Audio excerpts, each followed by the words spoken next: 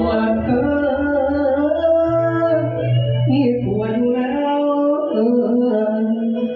เป็นอย่างเงี้ยให้ชายหลงบอกนายมาตามผมบอกว่าอยากดอกบัวน้อยนี่มาคอยตัวอายบอกว่าบ่มีใครจนโตให้หลงเสือ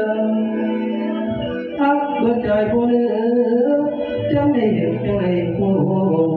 มีผัวสอนก่อนพี่ชายแล้วจะไม่เห็นให้อายกระผมทุกข์น้อยเอาหากเมียเขาเบิดใจเกิดจังไรสิลืมได้